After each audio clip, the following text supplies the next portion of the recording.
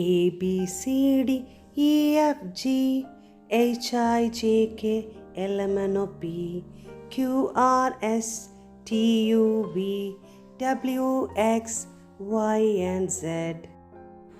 Last time we learned alphabet A. A says A. A says A. Next alphabet is B. B for butterfly. B for balloon.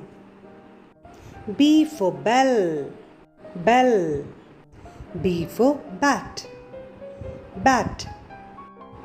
B for birds. Birds. Now let's read B words. B for baby. B for bag. B for ball. B for bat. B for balloon. B for boat. Now let's see how to write capital B on a 4-line. First we are going to write capital B. So we can start from the first papa line, standing line. Then comes left curve. Go back, left curve. Again standing line from the first line, left curve.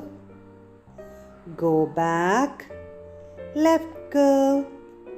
Standing line, left curve. Go back, left curve. Standing line from the papa line, left curve. Go back, left curve. I will show you once again below. Standing line, left curve. Go back, left curve. Now let's see how to write small b on a 4-line.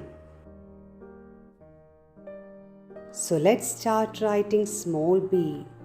We have to start from the first line, standing line, go back and left curve. Standing line from the first line, come down, then go back and left curve. Don't take your hands, okay? Standing line from the papa line, then go back and left curve between the blue line.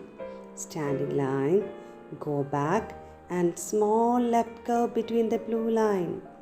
Standing line, go back, left curve. B, I'll show you below. Standing line, go back and left curve. See, this is B. Very easy, right? You all know left curve, right? So when you join standing line with this left curve, it will become B. Very easy, right? B says B. B says B. The sound of B is B. Ants on the apple. A. Balls bouncing. B. A says A. A says A. B says B. B says B.